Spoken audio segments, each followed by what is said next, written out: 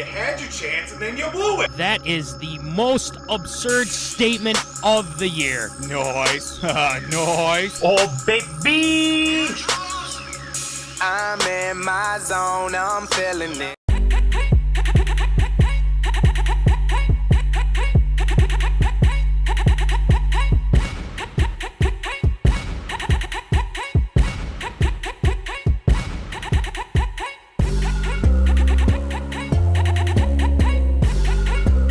Live from West St. Paul Studios, it's time for MinneZona Sports Live with DJ Matty C and Paul the Shield Vold. And this is MinneZona Sports Live. We are back, yes. Episode 178. Holy moly. We're getting closer and closer, baby. Anywho, I'm your host, DJ Matty C, a.k.a. Matt Callahan, a.k.a. Callie, a.k.a. Matty C, etc., etc., etc. And all the way from Granite City Studios in St. Cloud, Minnesota, Paul Volda, Shield. What is going on there, Shield? On a cold and blustery St. Cloud night as well. I mean, I've got my wool socks on just to be as comfortable as possible, especially heading into a red-hot divisional round for the NFL coming up here this weekend as well. Looking forward to it, and of course another great show looking forward to as always. You know it, and like you said, a lot of wild card surprises this past weekend, like you said, with the wild card weekend and divisional weekend. We're talking about that for a special segment. A little bit of an audible from our regular scheduled programming with that, because it's like, guys, it's the talk of the town. You got to talk about it. That's what we're going to do. So for special segment tonight, we're talking about the divisional round. We're going to give our thoughts, who we think are going to win. And we want to hear from you, the zoners, who you think is going to win for the four matchups for the divisional round. So let us know in the chat who you think is going to win and why and all that jazz. So, but before we get to that, we got to talk about some Minnesota things. And it's not the Minnesota Vikings, because it's done. We've talked about what we need to talk about with our Vikings. More news will probably be coming up in next few weeks and after the Super Bowl, draft, all that stuff. So we'll keep you up to date on that. But we're talking about the Wild, the state of the Wild. Not great. Not good, actually. Let's just call it what it is. Not good. But one team that is doing quite well, the Minnesota Timberwolves. And they're playing right now. It's almost halftime. They're up 70-60 against the Pistons, the worst basketball team in the NBA. Ew. So, hey, putting up 70 points in the first half, hey, we'll take it. Just play a little bit of defense. So we'll talk about that. But we're going to talk about the previous game, Rudy Gobert, the Clippers, making fun of him, things like that. We'll talk about that for a hot take. So, ARA, we got a lot to talk about. There's new head coaches. There's a new head coach in New England.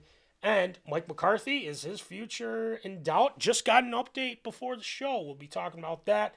Ronrivera still wants to coach. Bama gets their new head coach. And the Hall of Fame for Baseball Hall of Fame unveiled. We'll talk about that as well. And we got shield shoutouts as always. So, Voldy, I say we get it going with some Tater Tot Hot Take.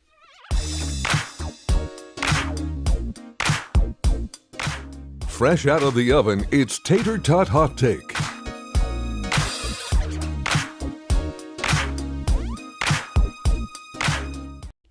All right, it is time for some Tater Tot Hot Take. And we start off tonight with the Minnesota Wild. It's been a little bit since we talked about the Minnesota Wild, and it hasn't been good. The Wild have had a lot of injuries, to say the least. Unfortunately, their record, they've fallen to, in points, they're 27th in points right now. They're one of the worst teams in the league, and that's kind of weird to say, because usually we're like, oh, they're fine, everything's good, you know. Wild will figure it out. But when you have a coach fired and then you bring in a new coach you rattle off a couple wins, but then it starts to go bad again. You have players only meeting, 2 of them for that matter as well. So Billy G kind of commented on some of this stuff in his midseason report of the, state of the Minnesota Wild, and he still feels like they have a solid team when they're healthy and with kind of their with the whole deal that they got going on. But Voldy, there's been a lot of talk about the state of the Wild, and there's been some fans that have suggested just hang it up, call it good. They're done. So, Voldy, we did this last year. I don't think are they on life support? Are they dead? What do we got? What is it this time now, Voldy, in 2024? What is the current state of the Wild in your view? I mean, they're not dead, but they are as close to dead as can be. It's kind of embarrassing a little bit that we pride ourselves on being the state of hockey, but we can't really put together a good enough hockey team besides 1 or 2 players and kind of hang our hats on that. And the fact that Bill Guerin, kind of came out too and gave, that vote of confidence to the team, it's like, well, you just are literally adding more gas to your dumpster fire. Like, you're the one that set up this team and saying, no, it's fine. It's great. It's fine. It's fine. It's fine. We're horrible, but it's fine. Like, I don't understand why he came out, and obviously recent comments about, obviously the team and how things have been going as of late as well. It's just embarrassing. I mean, you can't find a good enough consistent play. Even when you do get a win here and there, it's not even by, a considerable margin or even a playing ability as well. It's just surely by dumb luck more times than not that they do get a win. Obviously they beat the Islanders this past week 5-0, and that's coming after losing 7-5 against Dallas or something, like 7-0 against Dallas, 6-0 to the Coyotes, actually. Yeah, and then that too, you throw that on top, and it's just completely embarrassing because this is supposed to be a team like we got these young prospects coming up. Kirill continues to be a great play for the team too, but beyond that, ain't got nothing. Can't go very far unless you have a whole team that's ready to go and play at each every night. And it's continuing to be even more embarrassing to even talk about it because there's just nothing good to really say about them right now. And some of his comments, it's interesting to me kind of how he's approaching this. And he says, I still believe in this group, and I know people are going to say I'm crazy, but I do. I think we've shown that when we are healthy and when we're doing what we're supposed to be doing, we're a good team. So we're going to have to really put our minds to it and try to get it done. Well, let me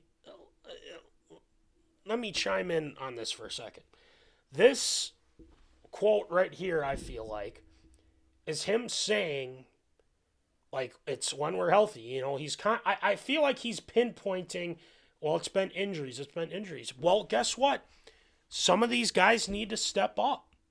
And I think with Kaprizov getting hurt, Gustafsson getting hurt as well, you add that, it's not a good recipe for success. Granted, the Flower has been fine. I feel like he's played okay. But the defense has been terrible. You've been missing Jared Spurgeon for a while, and he's supposed to be slated to come back. Hopefully that can turn some things around. But the thing that concerns me is that they had to have 2 players-only meetings. Players only, we got to figure this out, guys. And after the second one, you go out, you kick the crap out of the Islanders, who are on a winning streak, if I'm not mistaken. Yep. But for how long? That's the question. Now, there's some Wild fans that are on the socials medias, and some Wild fans that we do know that say, well, this isn't their year, and they should just tank and whatnot. And Guerin, as a GM and as a coach, how the hell do you go up to your players and say, guys, you know what? Just pack it in. You'll earn your paychecks. Just play as hard as you can, but we're gonna suck. Like, nobody says that. Like, that is just ridiculous. And, it's like you can't pinpoint just injuries because in general they have been bad. And, if you tank and you purposely do it and then that's telling your team that, you guys suck. That's just how it is. Look, if they're going to turn it around, they need to do it now. And they have. They started. They beat the Islanders. They went and they're supposed to beat who they're supposed to beat. You have Kaprizov back. Gustafsson slated to come back. Brodin's back now. So let's get this going. Let's not sit back and just say, well, it's over. No, that's not how this works. You got to at least put up a fight and worry about, the future later on. So, I mean, I agree with you. I think, they're barely hanging on to life. It's that simple. But, it's disappointing, to say the least. And, I'm kind of getting frustrated. Just like the lack of moves, the lack of just like, it's like, well, we'll fire the coach. That'll jumpstart. It jumpstarted for 5 games. And that was it. Yep. So what do you do now? Well, we got to let the dead cap roll off from the contracts and things like that. Voldy, what do you say to people about with the contract? Because I think it's 2 more years now before those finally are gone with the dead cap, with the Parisi contract and the Suter contract. Yeah. What do you say to those people that are just like, well, we just got to wait till then? What do you think? You can only use that as an excuse for so long, too, but you got to make do with the money that you've got. And unfortunately, those contracts back in 2011 when they were signed were exactly as advertised that, that money is going to be on the books for that duration of the contract unless somebody wanted to eat up the rest of that contract. And unfortunately, couldn't get anybody to take those contracts too. So it's sad to continue to bring that up even well after the fact that those guys haven't played for us for 2, 3, sometimes now up to 4 years that they haven't been on the Wild. And now the fact that we're still talking about it's unfortunate, but it's not an excuse. You can't continue to make that an excuse for the lack of production, or at least the ability to go out and sign guys or bring guys up to contracts that they should be playing on as well. It's unfortunate, but I know that looking at the near future, I believe that salary cap is going to be going up here for the NHL. So that may be something to look at here in the near future too. So people, I feel like, don't consider that. And I think you put it plainly.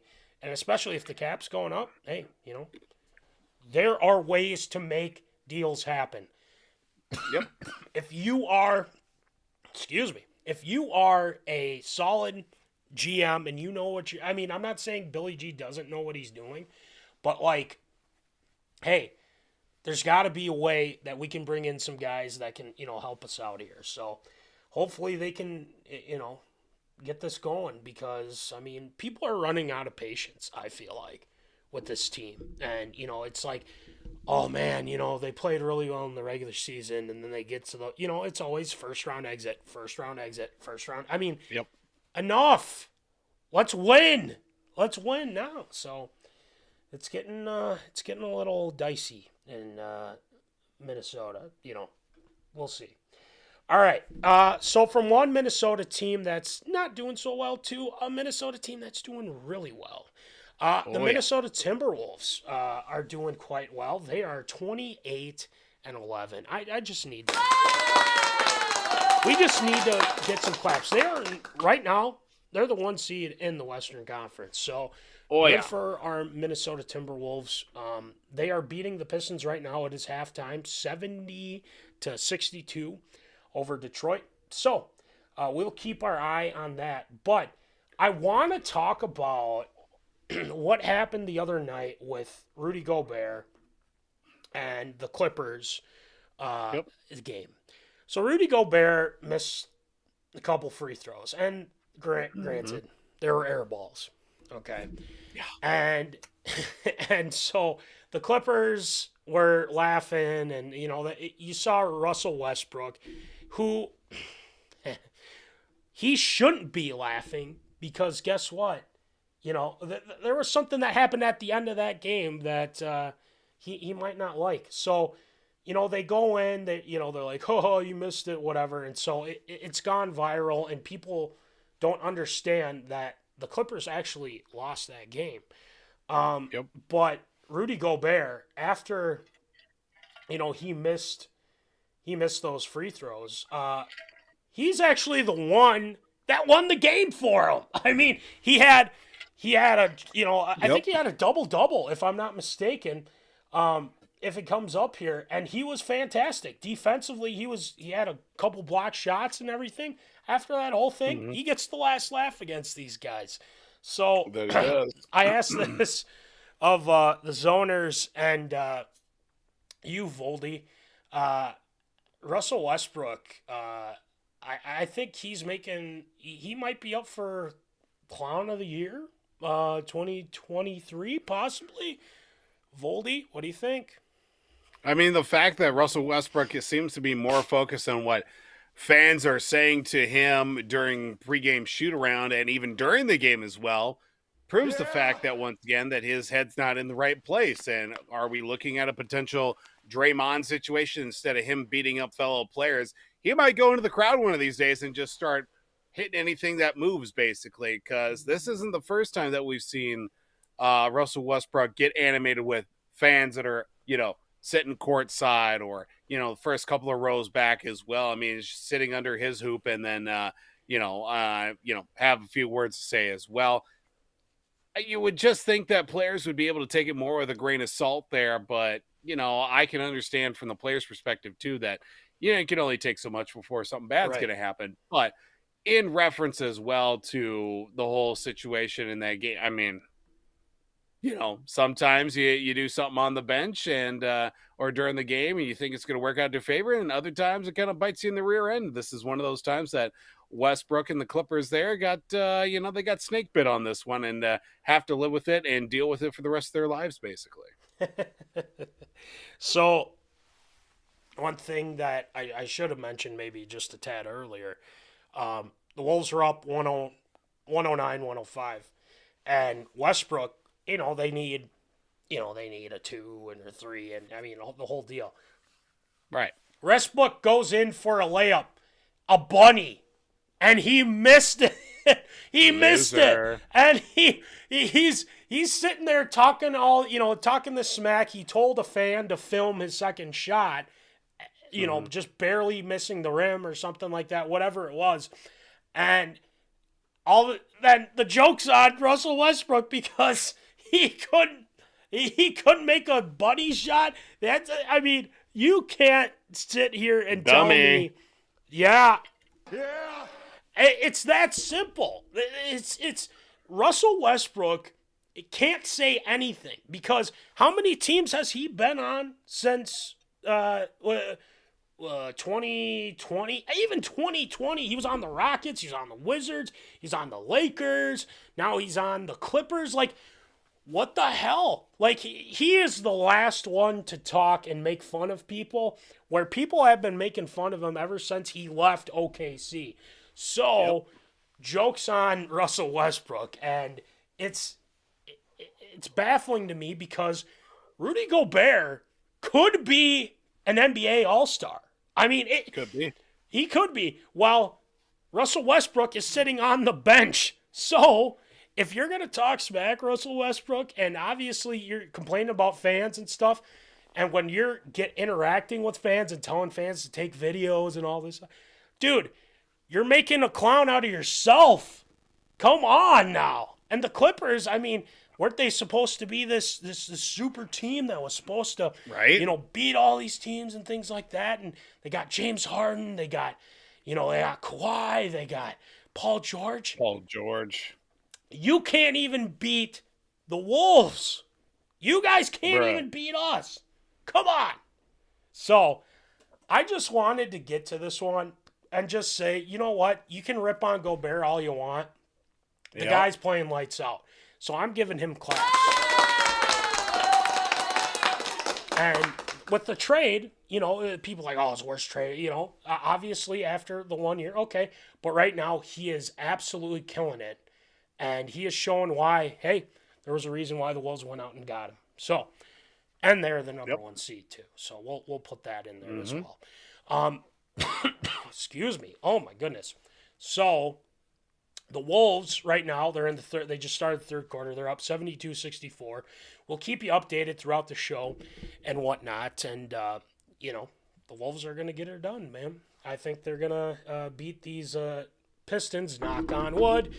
And move on, get to that 29th win. I mean, they might have 30 wins by the end of this weekend.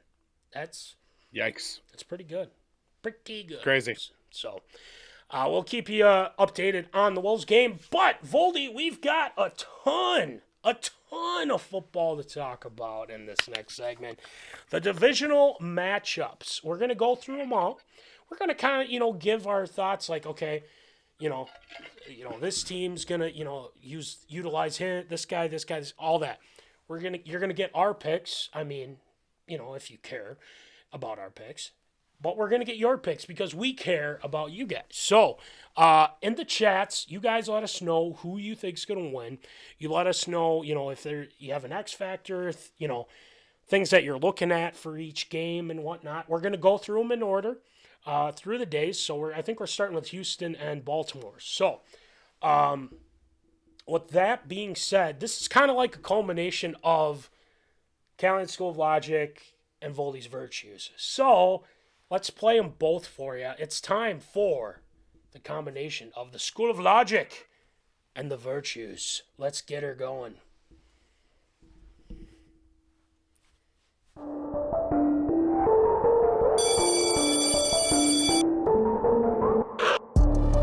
Class is in session. You're enrolled in Callahan's School of Logic.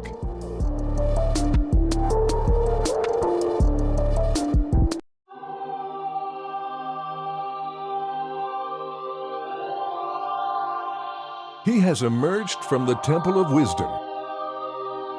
Gather round for Voldy's Virtues.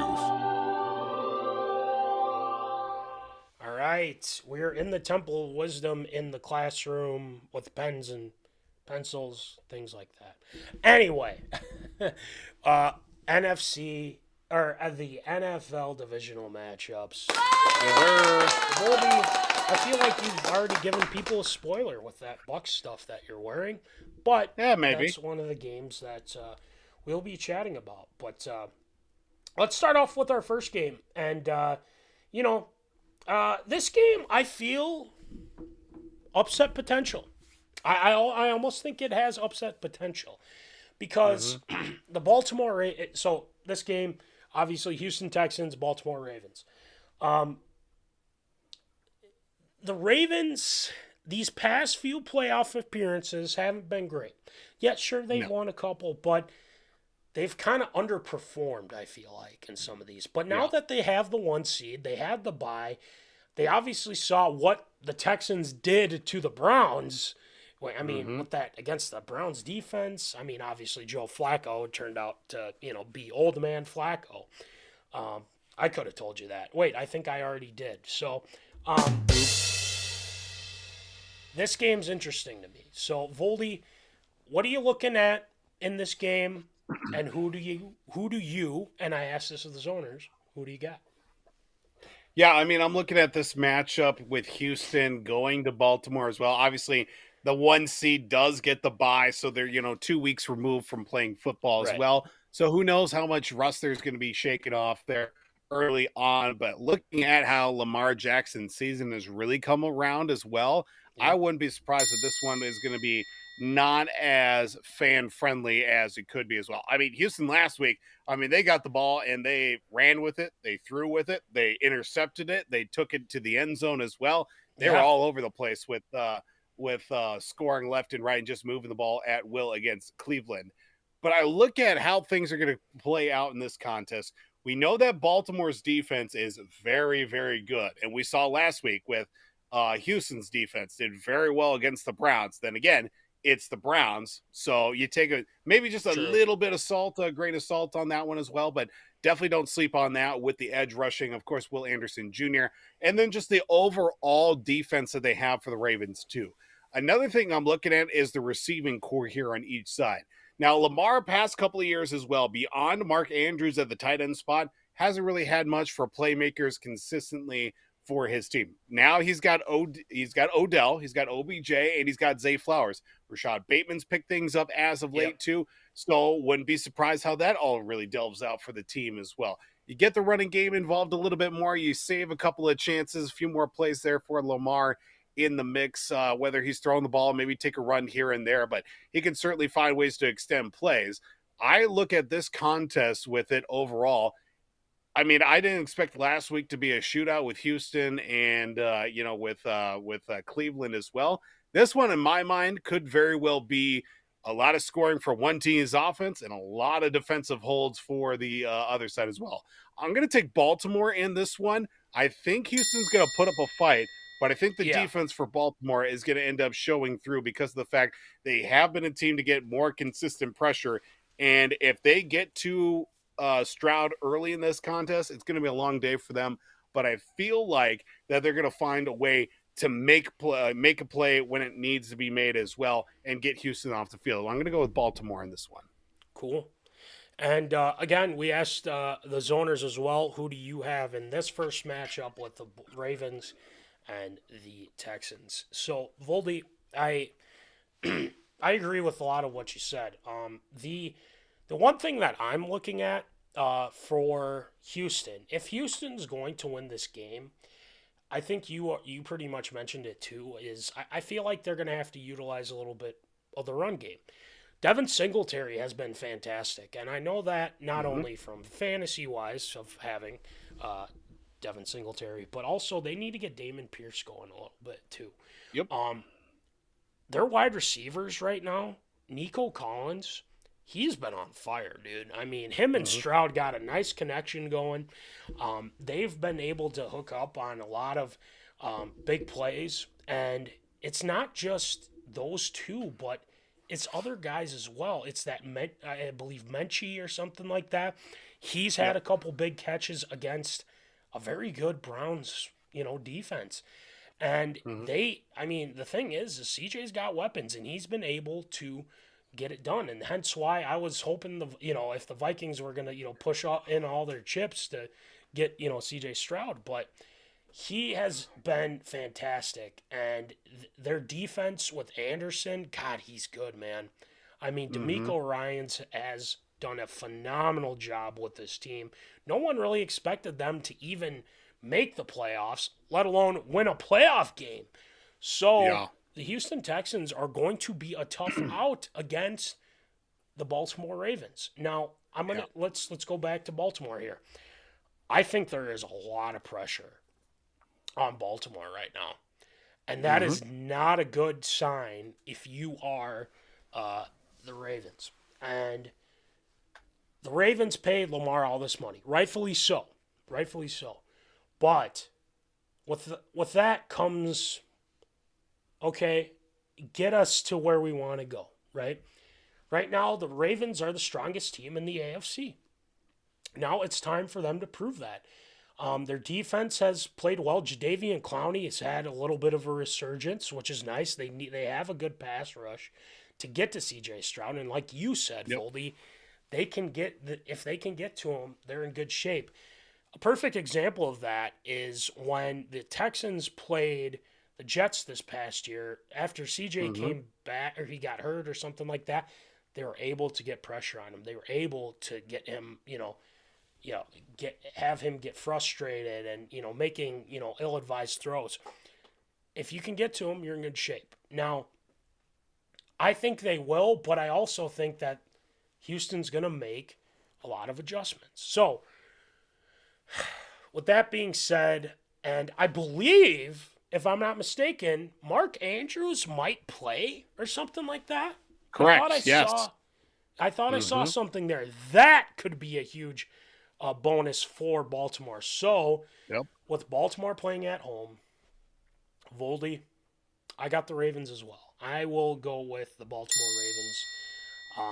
I'll just throw a score out there. Let's go 24-20. I think C.J. Stroud gives them a run for their money a little bit, but I think Lamar and John Harbaugh know we got to get this done. We have to get this win. We have to go to the AFC Championship game and prove this team's for real. We're a contender. We need to get to the AFC Championship game. So I got Baltimore in this one. And again, reminder to all the zoners, hey, let us know your thoughts. Okay, so Voldy's got Baltimore. I got Baltimore. If you guys got Houston, do an upset. Let us know. Yeah. So hit us up in the comments, and we will get to you as well. So with that being said, let's move on to the next one. Voldy. It's just an ugly sight, Voldy. It's ugly. Yep. Mm-hmm. The Green Bay Packers upset the Dallas Cowboys. Unbelievable. Jordan Love was, I can't say it. I hate it. He played well. He did really well. The Packers kicked their butts. And what is going on? Mm-hmm. But here they are. They're playing against a 49ers team that has been playing very well just before, or obviously towards the end of the regular season. Now we have the Packers, we got the Niners, and it's at it's not Candlestick anymore. Why did Levi's Stadium. Levi's Stadium. Anyway. Much as I'd like it to be a Candlestick, but it's not. I don't know. I kind of like the name, though. It's Candlestick, Candlestick. Mm-hmm. That's what you think, San Fran. Anyway, the Packers historically have not played well against these 49ers. Nope. At all. But Jordan Love is on fire. Their run game is Aaron Jones has been tearing it up in the run game. God, I hate saying this stuff. They have some defenders back. They got Christian Watson back last week. But Voldy, I'll let you start off here. What are you looking at in this game, and who do you got? And we asked that of the zoners as well. What do you got, Voldy? I mean, this shouldn't even really be a conversation of who's going to win this one. I'm looking at this matchup, San Fran's D-line against Green Bay's O-line as well, because we know the front seven for San Fran is deadly, to say the least as well. Even when they did pick up Chase Young at the deadline, too, they were good enough to begin with. Hey, let's throw in another guy along with Nick Bosa, Javon Hargrave as well. Get those guys in the mix to at least rush the passer, create some havoc. Maybe he'll cough one up, whether throwing the football for an interception or maybe he'll fumble one right in the linebacker's hands, too. I look at that side of the ball with this contest because if that defensive line is able to get through the Packers O-line and sack Jordan Love, or at least force him to do something crazy and just huck one up and defensive back's going to come up with it, it's going to be another contest there. And this one could very easily get out of hand early because if you give the ball to Brock Purdy with, all these guys like Christian McCaffrey, Brandon Ayuk, Deebo Samuel, George Kittle as well. You throw those guys in the mix and you give them the ball extra time at home. Like I said, it could get out of hand very early in this contest. And I just feel like, compared to last week, which was a complete shocker as well with that, upset road victory against the Cowboys. This one shouldn't even be a conversation. I feel like it's not so much that it's definitely San Fran's game to lose in this one. So I'm going to go with San Fran in this contest. The one thing that San Fran has, way over like a Dallas team and whatnot is they're not going to choke. I feel like they're a team that does not choke in the playoffs and they get the job done. Granted, these past few playoffs haven't been so kind to San Fran, but you look at this team. And you just feel like they're at home. You're against a team that historically has been terrible against you, either away or at home. And you have you have way more playmakers on offense. You have way more playmakers on defense as well. This is a game that you should pretty much dominate. The one thing that concerns me is if Green Bay is able to run the football against this team. Now, when you have Fred Warner, when you have Chase Young, when you have Bosa, it's scary if you're the Green Bay offensive line, which they've played out of their minds. I mean, no ifs, ands, or buts about it. They've given Jordan Love enough time. I mean, the guy gets the ball out really quick, too. So, they're able to set up the play action because Jones is running, full head of steam. They didn't even have A.J. Dillon last week. So, so anyway, I would say that, that if they're able to get that, going and whatnot, 49ers better be ready. I worry about if Purdy starts throwing, picks and turning over the ball, then they might be in trouble. But the one thing I feel like they can always rely on is all of the playmakers they have. Like you said, McCaffrey, Ayuk, Deebo Samuel. There's enough there to give them fits because Jair Burnt Toast Alexander is not going to be able to cover those guys. Just saying. Yes, he had the interception against Dak Prescott, but, well, Dak Prescott looked like Dak Prescott. So, this team is so much different than the Dallas Cowboys. So, but if the Packers win, and I told you this before the show, Voldy, if the Packers win,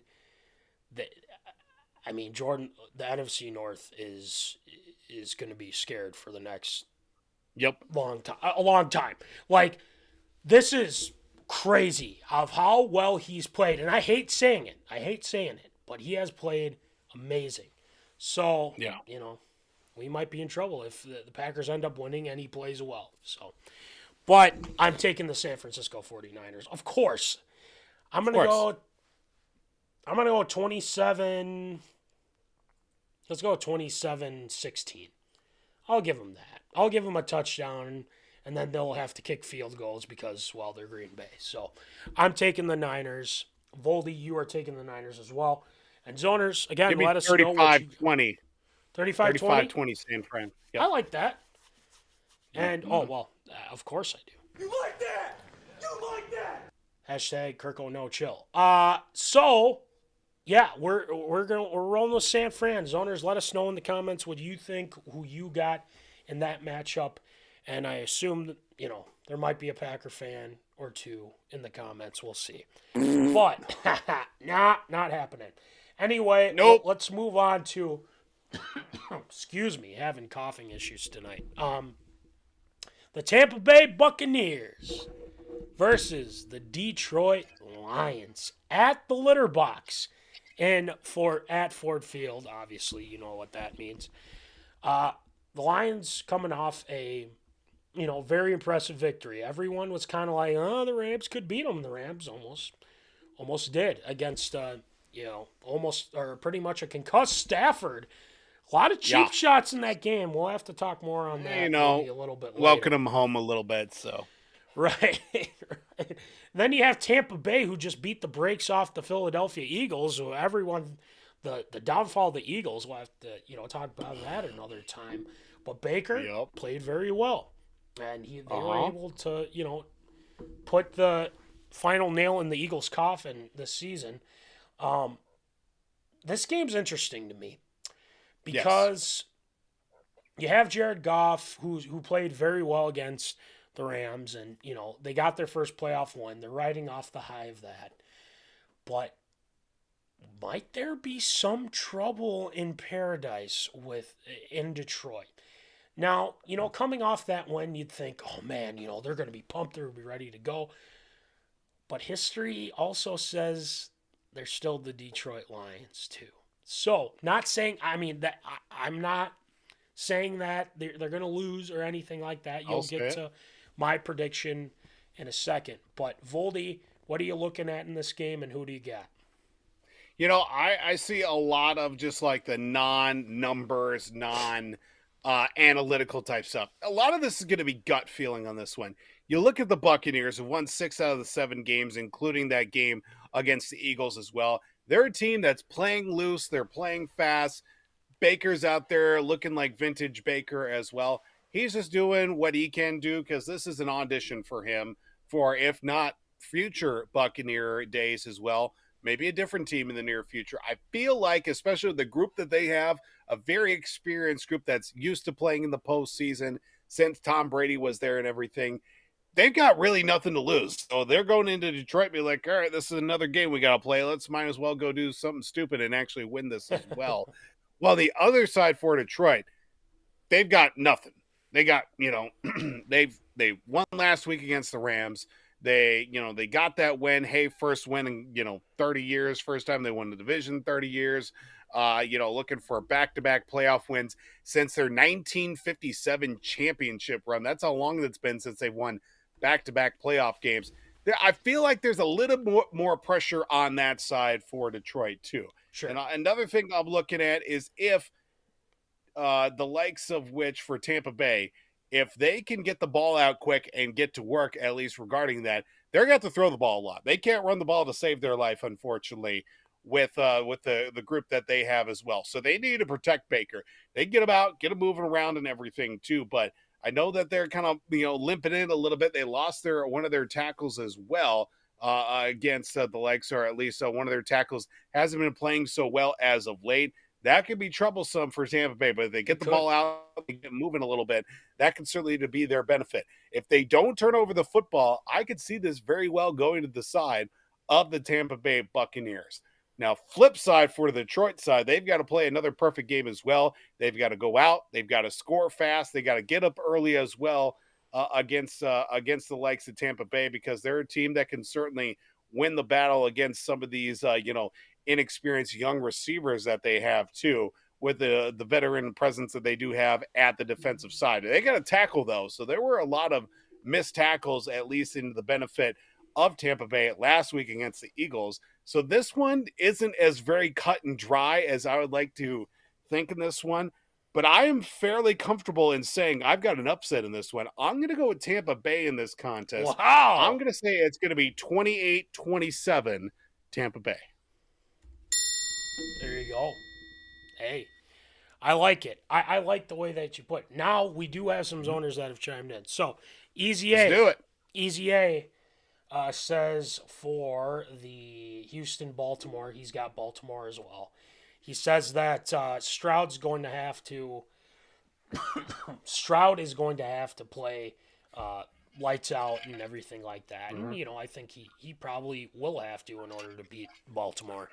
Of course. So we got that. And then he's got San Fran in this as well. He goes, can't stand Green Bay, but they just don't have enough to beat they don't have enough to beat San Fran. And then he said that he's got Detroit in this one as well, just because Baker. He just said, just because Baker. That's all he had to say. So, well, Baker's been playing well, so you got that. And then we also have another guy that has chimed in as well. Oh man, it's been a long time since we've heard from this guy Voldy. Can you guess who it is? Do you know? No idea. Munson? I don't know. Yeah, well, not Munson. His name's Will Glancy. Lance. He goes, I got Houston. I got Houston in a upset over Baltimore, and then he says he's got San Fran because obviously Packers, and then he says he's got Detroit. He's got Detroit, and he said that Jared Goff's as bad, if not better, or he's as bad as Christian Pond. No, I'm just kidding. Had to rip him there, and then he said that he's got Buffalo over KC. So we'll get to that one in a second. We have one more. Shout out to our guy Rob. Rob's tuning in as well. He says, I expected Green Bay to defeat the Cowboys, but don't think they have it to take down the Niners and Lions over Tampa.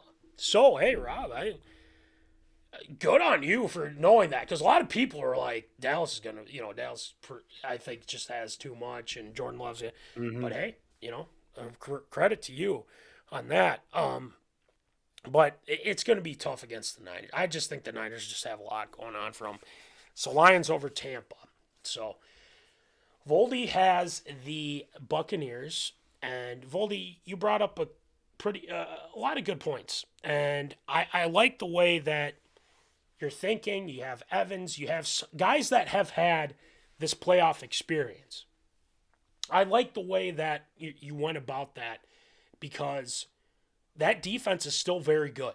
And if you're able to shut down Jalen Hurts and that offense, and again, they're without A.J. Brown, but at the same time, you shut down their run game with DeAndre Swift, and don't sleep on this Buccaneers defense. Offensively, there's some question marks, but if you're able to just beat the crap out of the Eagles, and now you got a big test against Lions, who have played extremely well. These ever since the end of the season. Now you're bringing them back into a game where it's like, well, of course you're going to take the Lions, but the Lions are still the Lions. That is something that is hard to avoid. But when you have the best offensive line, you have a run game that is just Gibbs, Montgomery have been fantastic. Defensively, even though I don't know, they're really out to hurt some people. If that's any, isn't that interesting? Dan Campbell, there's some connections with obviously the Aints there and everything, but that's neither here nor there. Not accusing, but there's a lot of hits in that game where. Yep. Anyway, defensively, you got to watch out. But I want to take the Bucs. I do, for the upset. But I'm taking the Kitties. I'm taking the Motor City Kitties. That's fine. In this matchup. We got to be different on some things, and I'm glad that you did take the Bucs, because I want to see if Detroit can still get it done. Amon-Ra St. Brown, I feel like is heating up. You have Laporta, and they're they're very lucky that he didn't have it worse against the Vikings, because it looked like possible torn ACL there. So, with that being said, I got the Kitties. So, hey, we got to be different on some things. All right. Here's the big one. I feel like this one, it's Buffalo, or it's everybody does not want KC to win this game. No. They just, nobody does. Except Kansas City fans. Yeah. Except Kansas City fans and T Swift fans. Let's not forget that. Of course. So Swifties, yeah. So this game, there's really not. I'm just gonna go right into it with you, Voldy. Who do you got? Who do you got winning? What are you looking at? What do you got? This is going to be a tougher one that I feel like a lot of people are investing into as well. It's a tough matchup. I mean, it's pretty much 50-50 with a slight edge towards Buffalo as well. I feel like that slight edge is because of the fact it is in Buffalo, dealing with the crazy weather, the wind, the snow, the frigid temperatures coming off Lake Erie as well. I'd like to take all that into account when making my decision on this one. Of course, we've seen fantastic finishes with both these teams in the playoffs. We just really hope that this is going to be a deciding team who is going to the Super Bowl, except for the divisional round here, this go around as well. With Kansas City going on the road once again to at least get to this point, or at least going on the road here to this point for a playoff game, that might hurt Kansas City a little bit, because we know all the runs that they've had in recent years, they've been the top dog. They get home field advantage throughout the playoffs. They end up making it to the Super Bowl. Do they win? 2 out of 3 times they've won. But I feel like this, like I mentioned last week, if this is the year where nothing has gone right in the regular season for Buffalo, and a little bit of a rocky start there in the postseason for Buffalo as well, this could be how everything goes right for them as well. I'm going to take Buffalo in this one. You throw in the fact that you're going to have, of course, the weather conditions to deal with as well. You've got a frustrated Patrick Mahomes too, and if Buffalo continues the Buffalo fans continue their wild ways of streaks and traditions as well. I don't know if you've seen this report or not. So they're building the new stadium, maybe about half a mile away or within shouting distance of the current stadium.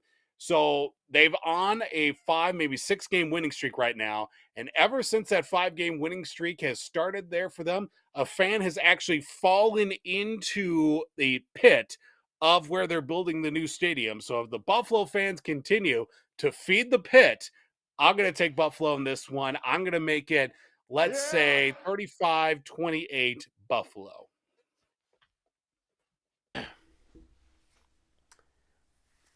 Buffalo, you are our last hope. Or no, just kidding. I won't go that far because, the Ravens are, the Texans could definitely give them a run for their money there. It could. They But very well could. The key thing for Buffalo, and you brought up the pit, but I also want to bring up the run game for the Buffalo Bills. Yes. James Cook has done a phenomenal job in solidifying that spot for them because the reason why I feel like they haven't gotten over that hump, Voldy, is because they haven't had a solid running game besides Josh Allen. Mm-hmm. Obviously, Josh Allen, right? Running the ball is a different thing, but they need a running back to just kind of keep them their drives going and things like that. And James Cook has been able to do that. They've been throwing in playoff Leonard Fournette, and they've also been putting in Latavius as well. So there's enough going on there with their run game because they're able to open things up. Dalton Kincaid's played pretty well. He's kind of had some drops issues, but then you throw in Dawson Knox, who's a good red zone guy, and then obviously you got Diggs. Yep. And Diggs is kind of, Diggs is Diggs, right? So you got Gabriel, who's a solid, wide receiver. I think he was hurt, though, if I'm not mistaken. So I don't know what his status is on the game. Their defense has been playing a little bit better.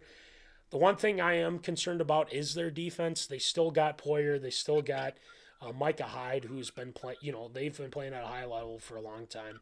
Mm-hmm. The pass rush has got to be able to get to Mahomes. Now, the one thing that you got to be concerned with KC right now is, look, all the hype with the Swifties thing, Taylor being there, and, people being peeved about it and all that. But Travis has got to play better now because he has dropped so many footballs. It's insane. Yep. And he, it was really cold in KC. Yeah, it was very cold. But he has a job to catch the ball. He needs to be that guy to enable for them to win. Because Rashee Rice has been okay. He's been fast. He's been okay. He's been good. But they need to remember that there's a guy that is supposed to be, premier, one of the best tight ends, in the league. So you got to get Travis involved. You got to get him going. And if you're KC, it's either that or you're going to be done. Yeah. The one thing about KC that I think the Bills should be aware of is their defense has been playing really well. L'Jarius Sneed has been a very good corner. McDuffie's been making plays. Karlaftis for their DN that has, came out of nowhere, that has played very well. Chris Jones is obviously a beast. Bolton's back. They've got a lot of solid defenders on this Kansas City team. So I'm going to go with a team that I feel like is due for one, especially against this team. Because, Voldy, nobody circles the wagons like the Buffalo Bills. Yeah. Just had to get that in there. So, yeah, I do have the Buffalo Bills winning this game. I'm going to go 27-20. Book it. Nice. We'll go with that. All right, a couple zoners have chimed in. I've gotten a text message from Jason Schmitz, our guy. He said, man. He says, sorry, guys. He's on duty tonight. Obviously, Jason is with the police force, so hopefully things are going well. He also said, too, that, sorry, my ramps couldn't get done, but you know what? it just shows that what team is able to at least give the Lions a fight. So, why did you have to do that to us? You just wanted to throw that in there just to rub it in our face. But anyway, his picks, he's got Baltimore, San Fran, he's got Detroit, and then he's got Buffalo. So there you go. Rob chimed in. Bills are going to take down the Chiefs by having the last possession. Therefore, Swift will get more airtime than the Chiefs owner. Love it. If the Chiefs lose, that camera needs to go right up to that suite. Right up there.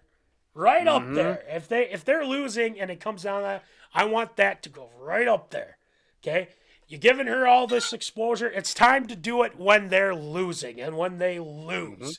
So keep that same energy is what I say. So we'll go with that. All right. That's going to do it for our divisional matchups. Obviously, we're the same on 3, but we're different on the Tampa Bay Detroit game. Voldy, I won't be mad if the Bucks win. I mean, I won't be mad at all. I mean, it'd be it's good because you know what, the Lions will still be the Lions. That's just how it goes. So, but hopefully they're all good games because this past weekend it was really only the Rams and Lions that was, interesting. So. Anyway, we got Air A coming up. A lot of new faces, or a lot of guys that are futures have been determined for the Patriots. You have McCarthy, his future in Dallas, even though we have breaking news on that. Rivera still wants to coach. Bama finally finds their new head coach after Nick Saban retires. And also the Baseball Hall of Fame. Who's on your ballot? Let us know. So, Voldy, let's get it going with some absurd or approve. It's time for everyone's favorite segment, Absurd or Approved.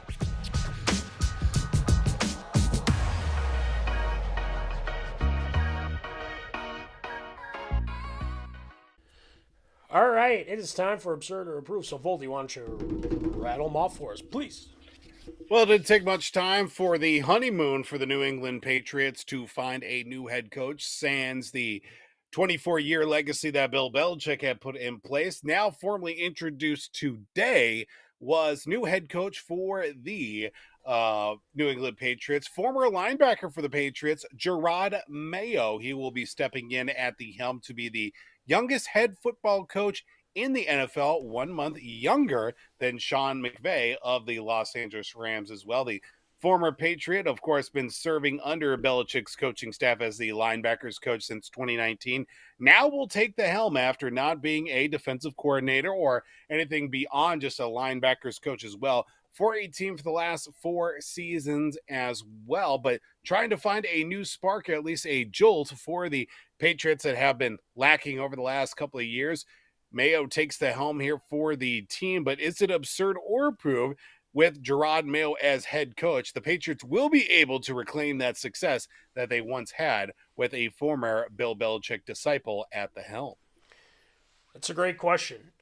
They got to find their next Tom Brady.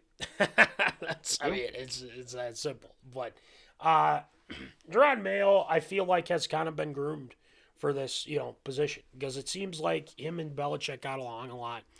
It feels like Robert Kraft kind of had this planned for a while now with Mayo coming up. He's got plenty of experience, plenty of coaching experience, and obviously, he played for the team, for goodness sake. So the guys really do respect him. I think it's going to be a little bit different from what you're used to with Bill Belichick, because kind of a little bit of hard-nosed, does it, the Patriot way, do your job, all that stuff. And obviously Tom Brady has had his, Tom Brady has expressed, congratulations to Bill on where he's going to go next, possibly Atlanta, apparently, maybe somewhere else. We'll see. But will he be able to reclaim the success? Man, that's tough. I mean, when you have 6 rings with when you had with Belichick, and when you're able to have that success for that long. And, Mayo was definitely a part of that. But it's tough to replicate. I don't know if it's going to be the same, like he's going to win 6, and whatnot. But I think they're going to have more success. Right. You're going to have a younger voice in there, a little bit of a new age type of thing. And, they'll make changes. I think they're going to make some changes. And obviously, I feel like the environment there is going to be, somewhat of the same of the do your job, but not to the point of where Belichick's just going to rip you to shreds, Right. But, that was just how he coached, and, it's a little bit different now. So, I don't know if he's – I'd probably say absurd, just because that is so hard to follow with the legacy that was with Bill Belichick. So it's going to be weird seeing someone on or someone else on the sideline not being, not Bill Belichick and whatnot. And I think he's going to have success. I just don't think he's going to win 6 rings. But hey, put me up for absurd statement in the next 10 years or something if he does. So I'll probably say absurd for now, but I think he's going to have success though. Voldy, what do you got? I think with the Patriots, I think they're definitely going to be much more competitive. Are we going to see 6 NFL, 6 Super Bowls in 15 years? I don't know. It's tough to say right now, obviously, with it being a team that's kind of fledged the last couple of years. They do have the number 4 pick coming up here in the draft as well. Let's see what angle they decide to go with for the Patriots too. But having a younger voice in the locker room and kind of one that's more because, having a player's coach is kind of the way things have kind of gone as of late. Because, with Belichick, it was one of those, here's your assignment. Obviously, do your job. You'll be rewarded. If you don't do your job, you're packed and traded somewhere else. Or maybe we'll bring you back if we need you kind of situation as well. I feel like with Mayo stepping in as head coach, this could be a little bit of a shot in the arm because obviously you get that younger voice, a guy that's been through the Patriot system, knows the Patriot way, can kind of blend those two styles there with obviously Belichick, but also like not, the old school, like, here's how we did things in the Navy Academy back in the 60s or whatever. Like, obviously they're going to show up, they're going to work hard, and if they do their jobs, they're going to be handsomely rewarded, maybe win a couple of football games here and there. But inheriting the roster they do have right now, they've got some playmakers, they've got some guys. I feel like, you got to find your next Tom Brady. Is it going to be Bailey Zappi? Is it going to be Mac Jones? I want to say yes, but at the same time, I'm going to say right now, no, it's not either one of them. Those guys are literally doing what they can to stay on an NFL roster. Maybe they will get invited back next year. I don't know. They've got a lot of things to deal with at the same time.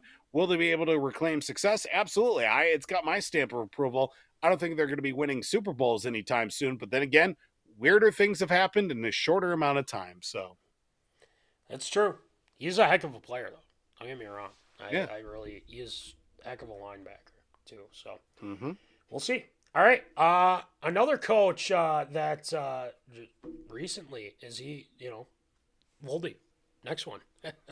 Well, we get breaking news before the show even started, so this kind of null and voids the question here when it comes to talking about the future of Mike McCarthy in Dallas. They are not going to be switching head coaches at the end of this season, or at the end of the year, following that 48-32 playoff loss to the Green Bay Packers. The Dallas Cowboys will retain Mike McCarthy for another season as their head football coach.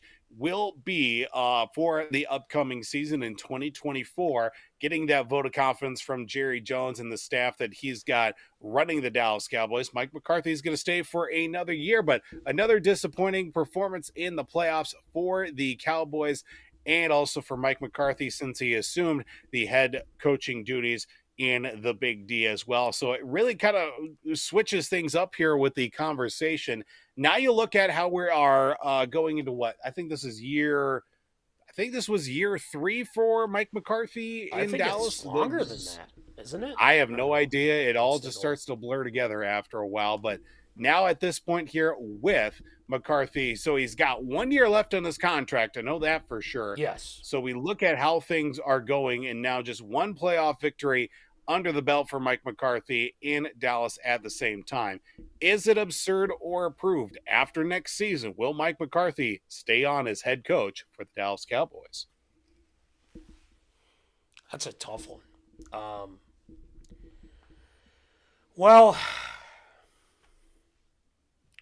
it's, first of all, I want to address the elephant in the room, obviously, since Joe Clements was not happy with my comments, apparently, the other day. Don't worry, I made up for it with Secret Santa. We're good. We're good. and again, all in good fun. But appreciate the views, Joe. I'm curious of Joe's opinion on the current state of his Dallas Cowboys losing. We gotta talk about it. Yep. I would like to know his thoughts on that, what he thinks, and we should ask him this question. Zerder Brood, is he going to survive after next season? I don't think he's going to survive if they go into the playoffs again. If they don't make the playoffs, he's gone.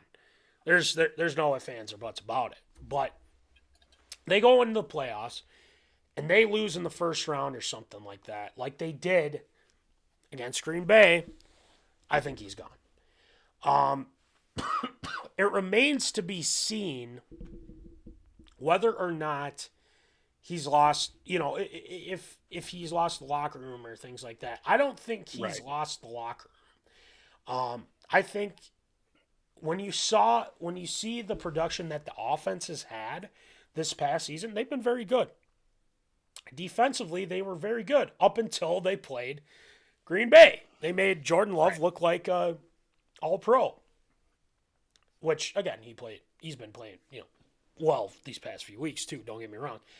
But let's not forget that, accident waiting to happen, Dallas Cowboys, all that stuff, people like to rip on, Dallas. But I don't think he does. I don't think he does because I think a lot of people are pointing the finger at Dak, and Dak said, he flat out said, I sucked, So, yeah, I don't think it's got my stamp of approval. I don't think he survives after next season. I just don't see them getting past that point because everyone thought, oh, man, they got it together now. Their defense looks good. Dak's been playing very well.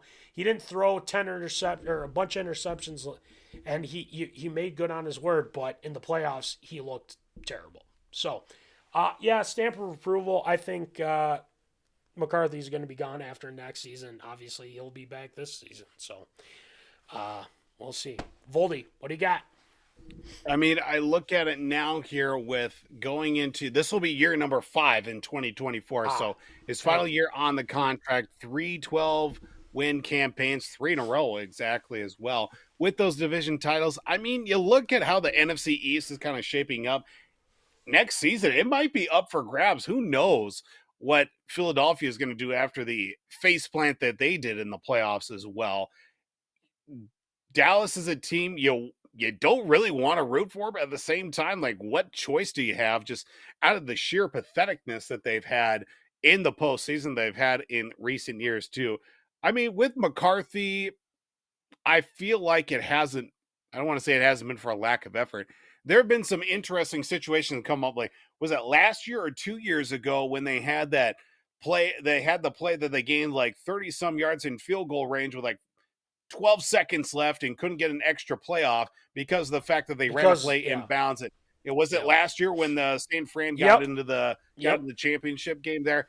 That is a textbook example of just how things that have not gone right for them. And I just feel like sooner or later something's going to click for them. And you thought it would have been this year too, just the way things have gone. But again, Dallas is one of those teams. They just continue to shoot themselves in the foot.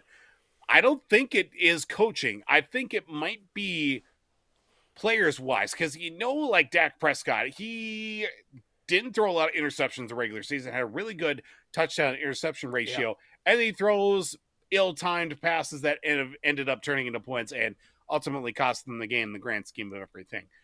Will he remain as head coach? I think if they make 12 wins again, if they win the East, I feel like he'll stay on he might get an extension as well.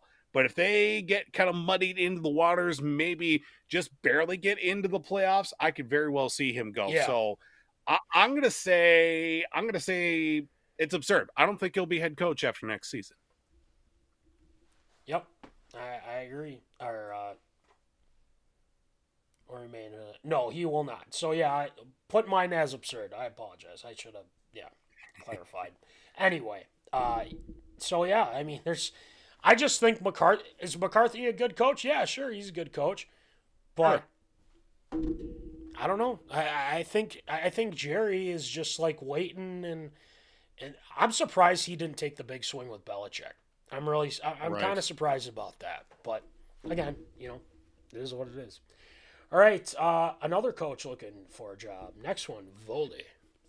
Well, we take a look here, of course, when it comes to coaching as well. One coach that I've always kind of liked as well, one way Sure. or another, it's Ronrivera. Unfortunately, he was let go by the Washington Commanders as their head coach, but he says he has no ambition of giving up coaching as well and like to be a coach yet again, maybe serving as a head coach, maybe serving as a defensive coordinator. He has been a defensive coordinator for a number of stops, of course, being a head coach as well for Washington. He was in Carolina as well, cutting his teeth, of course, a few different seasons and different teams as well. But with the number of vacancies out there, there is a possibility that we could see Ron Rivera back with a headset on the sideline, whether it be as a defensive coordinator or even as a head coach. You look at how his resume is kind of filled out recent years. He's ultimately taking a fledgling franchise like Washington and ultimately made the playoffs as well in a couple of different times as well. He was, of course, the defensive coordinator for the Chargers from 2008 to 2010. Linebackers coach, serving as a defensive coordinator for the Chicago Bears in his coaching career. Of course, head coach for the Panthers when they went to the Super Bowl with Cam Newton in squad 2. But, at 13 years as a head coach, 102 wins, 103 losses to 2 ties as well. 4-13 this past season doesn't look great as well. But again, given the players that he had and the situation as well, you can't really fault the guy for putting out the team that he had at the same point. But is it absurd or approved with the, of course, the resume that Ron Rivera does have? Will we find his way back into coaching, maybe starting as a defensive coordinator somewhere? I would like to see it. I think Ron Rivera just got dealt a really bad hand, and especially when you're with an organization like a clown like Dan Snyder at the time when he was hired, and they got the new ownership group, and I just felt like we just felt like he just got dealt a bad hand, and that franchise is a mess, and it's hard to clean up something that's just already diseased. So I understand why they let him go too, because I just thought the Sam Howell thing was just kind of, he just didn't seem ready. Bieniemy, I thought, he did okay. I mean, the offense, granted, wasn't terrible, but there's a lot of issues with that team, and I feel like they might have to just rebuild because there's it just doesn't look like it'll get better, So they're going to be probably in rebuilding mode. But Ron Rivera, he is going to definitely find a job somewhere. Don't know where, but I feel like he's probably going to be a D coordinator, not a head coach, because I feel like some people are going to kind of look at that and it's like, well, do we want to take that chance again? And granted, in Carolina, he handled everything correctly with that team when they went up to the Super Bowl. Obviously lost to Denver, but he's a good coach. I really enjoy, I really thought that he has proven a lot of people wrong in some aspects, and I just feel like if he's given a team that can be good defensively and already has a set quarterback that you can trust and whatnot, maybe some team will go out and do that, but I don't, all the teams that have openings right now, I just don't look at that besides maybe LA with Herbert and everything like that.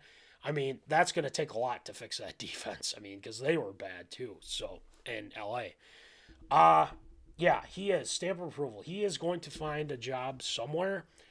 Maybe he takes a year off or something and then comes back. Or maybe he doesn't need that at all. He gets a D coordinator with whoever they hire with these open head coaching positions. So, Right. quick update before I get to you, Voldy. Wolves are up 123, 111, 116 left and counting. So, Wolves get it done against the Pistons. We're fine with that. So 29 wins. So we love it. Voldy, what do you think? Yeah, I feel like, of course, with all the years he's spent as a head coach, you take a look back and it can offer a little bit of a humbling experience because he ended up having to fire Jack Del Rio as his defensive coordinator and even took over the play calling duties defensively for the last 5 games of the season. He was even quoted as saying that he kind of missed that aspect of coaching with being the defensive play caller as well. And, that can certainly be something that you do miss because as a head coach, you're kind of overseeing the whole operation and the whole play calling stuff as well. Unless you're Mike Zimmer, you don't get the opportunity to do a lot of those little nitty gritty basic things play by play to keep your team moving in the right direction too. I could very well see him serving as a defensive coordinator. I feel like somebody will pick him up one way or another on a staff, or maybe he gets a year off and then maybe next year he'll find his way back in the league too. But I feel like he is too good of a coach to let just go walk on by as well. He does have that head coaching experience, maybe a young head coach or somebody that has been kind of fledgling around a little bit to offer insight in the head coaching side of things. Or if he can just, provide that lore that he had, at least as a defensive play caller as well, can certainly move him in the right direction of joining a staff as a D coordinator. I'm going to say it's got my stamp of approval. I think Ron Rivera is too good of a coach to kind of pass up and not have him on your staff. Yep, I agree. All right, next one, Volde. Of course, we go from one potential Hall of Fame head coach in Bill Belichick to a for sure Hall of Fame coach that is in Nick Saban. Of course, he did announce his retirement from the college football world and the University of Alabama as their head football coach. It's now a hire of a recent winning coach as well for the University of Washington. Guerin DeBoer will now be the man that will be helping the Crimson Tide at the, of course, the head coaching duties for them. That did inherit that position as well. One of the most coveted jobs in all of college football will now be the head football coach going into the season, after the likes of which Nick Saban decided to retire, finishing, of course, with 9 SEC titles, 6 national championships. Now you bring in Guerin DeBoer, who came out of the woods and sticks of South Dakota at the University of Sioux Falls back when they were an NAIA program, bringing them up to, of course, Division II national prominence. Worked his way from Fresno State to Indiana, now the head coach, formerly the head coach for the University of Washington. Now here they sit with Guerin DeBoer as their head football coach. And, you lose a few players here and there with the retirement of Saban and going to other programs as well. But do you find with Guerin DeBoer now sitting up as head coach, is it absurd or prove this hiring will keep the Bama success rolling, pun intended? Roll Tide! Roll Tide! I feel like Saban had a hand in this too. I feel like I feel like they were, trying to figure out a way to make sure that whoever they brought back in would have that continued success. DeBoer has done a fantastic job with Washington, even though they lost to Michigan. But this felt like it was destiny for Michigan because, they had a stellar defense, and obviously their offense was very good as well. But I think when they looked at what he did with Washington, just to see how things would pan out, and obviously I think Dan Lanning had some interest from them, Mike Norvell, Sarkisian, which wouldn't surprise me, especially all former Saban assistants as well too. All former Saban assistants, which makes sense in that manner as well. So DeBoer, I feel like, let's go with the recent success with what he did with Washington, and I feel like Saban, definitely had a hand in that, and rightfully so. So congratulations to Nick Saban, though. I know we didn't talk about that much last week, but no, it's got my stamp of approval because if he's able to do that with a team like Washington, and how long was he with Washington? Do we know? I think at least 2 seasons. I think because he was Yeah, he was 2021, then 2022, and then this year as well. So, I mean, having that success and getting to the national championship game is pretty good. So, it's Yeah. got my stamp of approval. Hopefully, I don't know if he's going to replicate what Saban did, but I feel like they're still going to be very good. I mean, Bama's still Bama, I feel like. So, they should be in good hands. Voldy, what do you think? You look at, of course, with when it was back when Nick Saban was hired too. It's like, okay, you're going to take a failed NFL football coach and put him back in the SEC. Yeah, we'll see how that happens. But you take a guy like Kalen DeBoer, like we talked about with the pass assistants with Danny Lanning and Mike Norvell and Steve Stark. Those were former Saban assistants too. I mean, you threw in other guys like oh gosh, his name's escaping me. Guy at Ole Miss. What's his name? Lane Kiffin. Lane Kiffin. Yeah, that was another guy that was thrown out there too. You wanted to keep the Saban footprint on the program as well. Alabama wanted to go a different direction, which I really appreciate because you look at a guy that's really taken programs and just brought them into prominence as well. I mean, when he was coaching at South Dakota, they were just nothing. And then they went on to go win 3 NAIA national championships in Sioux Falls. Then he goes to other programs. He goes to Southern Illinois, Eastern Michigan, Fresno State, and Indiana. Certainly raised their game to at least be quite competitive. And that's where we saw Michael Penix Jr. at Indiana. Then he ends up transferring as well to Washington, and then ultimately went in as at Fresno State too with DeBoer, I should say, serving as coach. And, kind of made a little bit of an upset here and there and at least made some noise too. Then you go to Washington, Pac-12, really compete. Of course, you're going up against the likes of Oregon State, USC, if they can figure out their lives at that point too, to at least really make it very interesting in those runs as well with DeBoer as head coach. So he's been a winner everywhere that he's been, one way or another, and at least a coach that brings that feisty and that fieriness as well to the program. So you like to see that, especially out of a hire too, that kind of is going from that transition from, kind of the way that Saban has been with getting those top recruiting classes and kind of mixing them up a little bit to, kind of relying on the old guard of, this is what we do. You play here at Alabama, you're going to go to the next level. You're going to be competing for national championships and everything. Now we'll see how that translates with that, of course, the old mentality of, Saban's footprint on the program to now this is Kalen DeBoer's team. We're going to compete. We're going to punch you in the mouth, and we're going to, take your titles along with us at the same time. How that translates, and I really hope for Kalen DeBoer that really helps, solidify his coaching resume. It's not the fact that I want Alabama to be good again and win the national championship every year. I certainly would like them to kind of continue that same success, but maybe find themselves, not winning a championship every year, maybe once every few years, we'll say, or something along the lines of that. As long as Kalen DeBoer can be comfortable at Alabama, it's got my stamp of approval for sure. Yep, we'll see. It's going to be a different regime. Hopefully, he keeps the same success that they've had these past few years. So.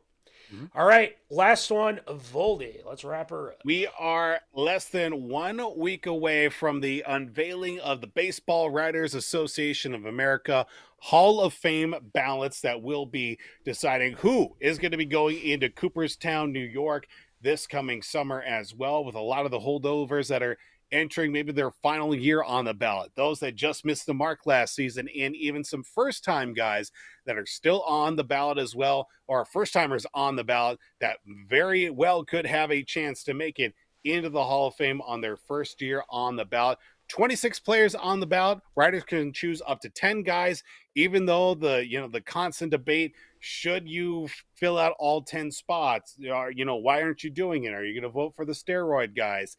This and that, everything in between as well. Let's get down to the nitty gritty. You got 10 slots to pick as well, with 12 new guys coming into this year, with 26 names on the ballot. Who are your 10 guys you're electing the ballot? If you want to elect 10 guys, I mean, there's certainly the option. Sometimes there are 8, sometimes there are 7. Sometimes guys vote, or writers only vote for like 2 or 3 guys, which is completely absurd to begin with. Look at, if you were a baseball writer, who are you putting into the hall? Who are you putting on your Hall of Fame ballot for 2023 or 2024, I should say? Well, I know that you put in something as well, so on the socials media, so you'll get yours in there too. Let me start off. I'm not going to give reasons why. I'm just going to put it out there, and then people take it as it comes through. Chase Utley, yes. Really like the way that he played, especially him being a World Series champion. That helps. A little bit of a homer on this one, but Joe Mauer. Let's just give it to Joe. I mean, Joe,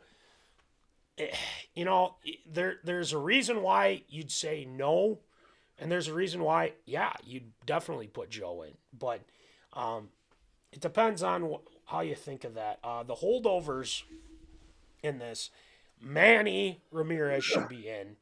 Jimmy Rollins, Bobby Abreu, Pettit's a little tough one. Torrey Hunter for sure. K-Rod's on here, and then obviously A-Rod. But eventually, I think they'll all be like, all right, A-Rod can go in. Beltran, there's a lot of controversies going around with him. Jim Leland makes sense on that. Obviously. So is he already in technically? Is that? Yes, he was elected by the contemporary committee as well. So he will be going to the Hall of Fame with Scott Rowland coming up here. Yeah.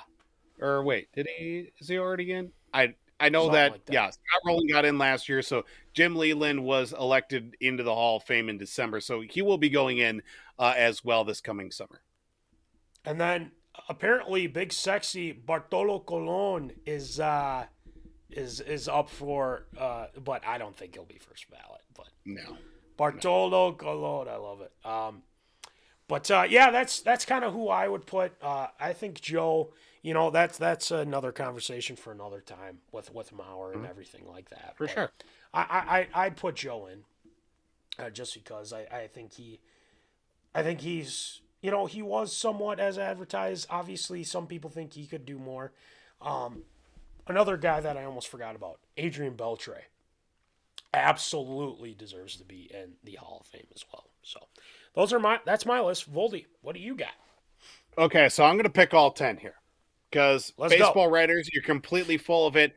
You do not deserve to have this holy than thou power over guys that put, their bodies and lives on the career on their lives on the line here. 162 games for God knows how long to say you're not good enough to get into this club that you so rightly deserve to be in.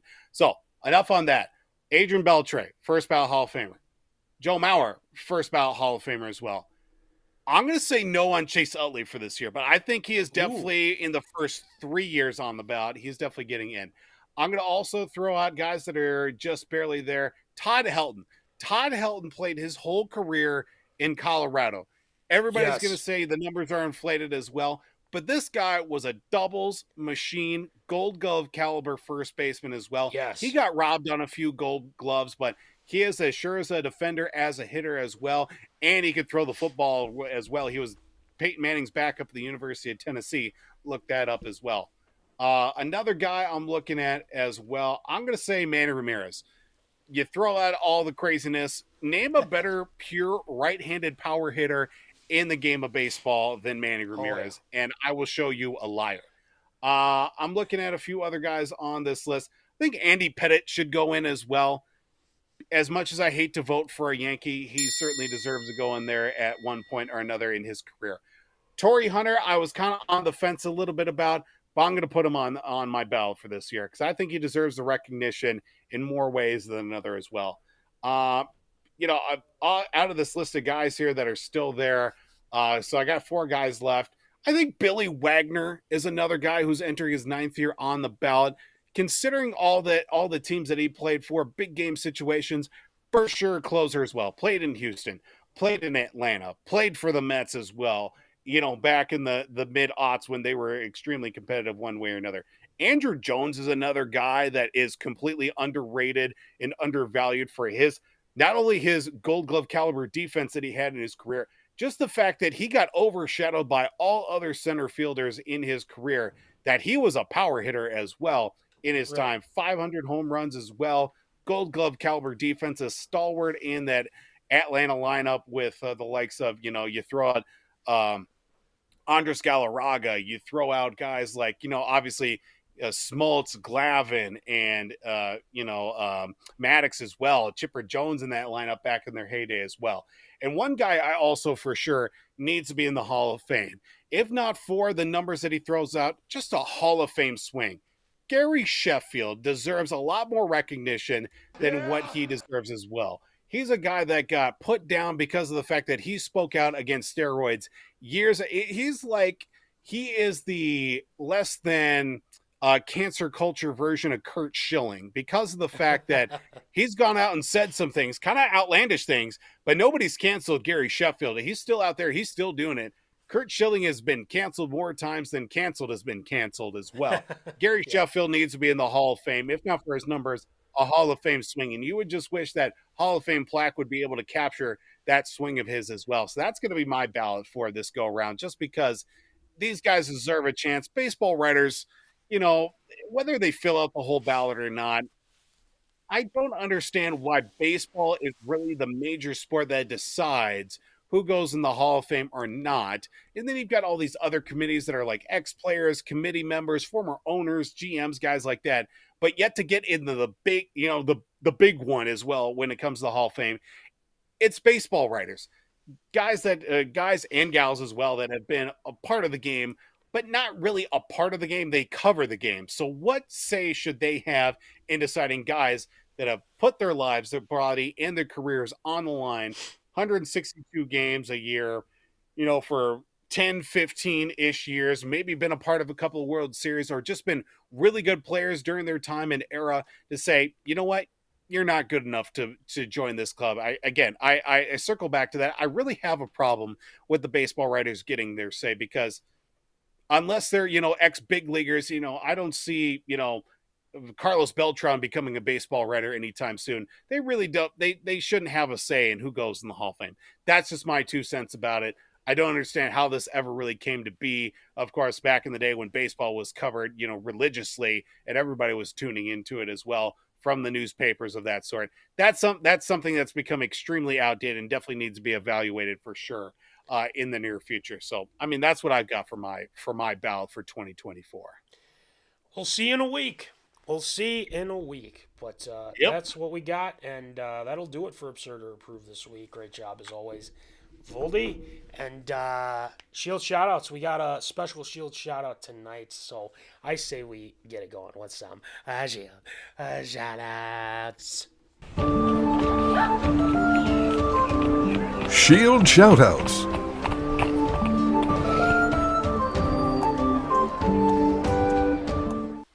All right, Shield, who are you shouting out tonight? Well, of course, last week we talked about with Marc-Andre-Fleury moving into second place, tying for second place for the all-time wins list.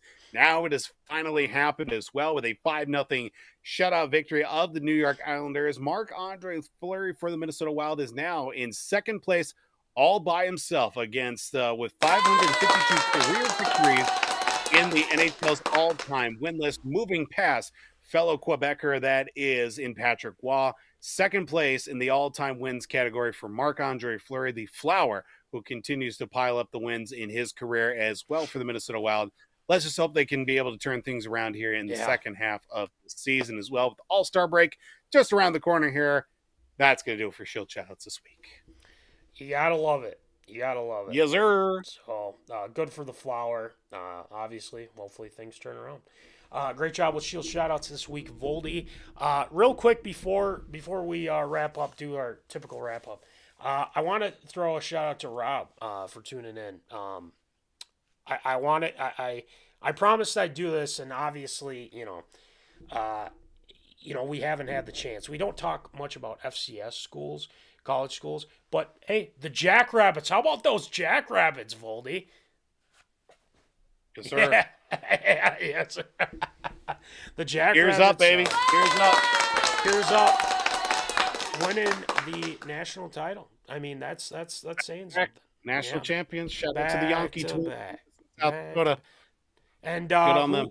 who was a former Jackrabbit, by the way, who plays for the Eagles right now. Wait, who is that?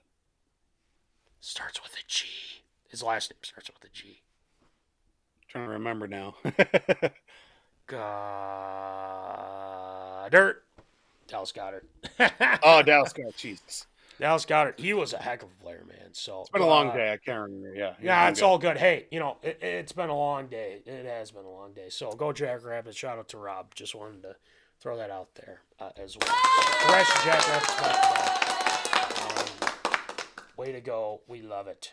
Anyway, Voldy, we got merch, man. We got plenty of merch. You know the big ones, I should say. You know the deal. Our quarter zips are going like hotcakes. We do have some still available. Please let us know if you'd like one. We can get them to you. So check these babies out. They're warm. They're fantastic. We will get those out to you. And then the other thing, it's winter. It's cold as you know what out. You guys sweatpants. Yes, sweatpants. You definitely still got some sweatpants. Yep, still got some sweatpants available. So we still got that for you. But then the hats, the winter hats are just so nice. They're so nice and warm for you. And, those, the deal with those, they go for $20, $5 shipping, if I'm not mistaken.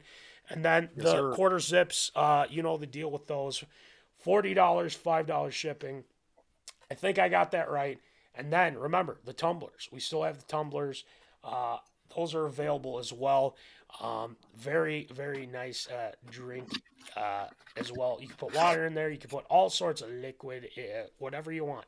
They are very nice. You know the deal with those. $20, $5 shipping, right? Sure. I'll go with that. So we got that, and obviously we got shirts. We got the shirts, $20, $5 shipping for those babies.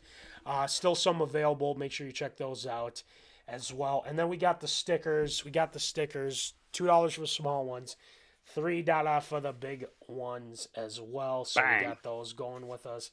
And then these bad boy hats. We still got camo hats and the American flag hats available. Make sure you check those out as well. They are fantastic. Obviously, you see what I'm wearing, and then we got the American flag one. Limited edition. We only got a dozen of these bad boys, and definitely need to get your hands on them before they're gone. Before they are gone, so make sure you get yours as soon as possible. Thank you to National Fleet Graphic, Tyler Knutson, for the stickers. W2 Performance will retell our guide, www.w2performance.com. Make sure you check out the Victorious P.O.D, Tyler Hermann, Jack Vickers. Stay tuned. We might have something with those guys very soon. And then make sure you check out TLS Performance, Troy Stoudemire Jr., our guy. And then check out Popcorn Bucket List, Nick Dahlhoff, Ryan Myberg as well, Omni Entertainment. So make sure you check those guys out. We have a lot of fun listening to those guys and having a lot of fun with them. Guys, next week, you know what it is. It is our 4-year anniversary. 4 years. The Zony Awards, Best Guest, Absurd Statement, Clown of the Year, X, Y, and Z. Make sure that you're tuning in. Is it going to Best Guest? Is it going to be Double Trouble again? Is it going to be somebody else? Who knows? We've got a lot of stuff with that, best segments and all that stuff. So make sure you tune in. We're going to have a lot of fun. And, we're going to celebrate 4 years. We're moving on to season 5, which is crazy in itself. So make sure you tune in next week for our celebration. And make sure you check out our social medias, too. So we got all the content coming your way. And get ready to vote. We will have polls open on Monday night. So vote. That's all I got to say with that. So anyway, that's going to do it for episode 178. We will see you next week for our 4-year anniversary. And remember, as always, folks, keep in the zone. Holla. Thank you for watching MinneZona Sports Live. Join us Wednesdays at 7 p.m. for live show broadcast. And as Voldy likes to say, follow us on all the socials medias.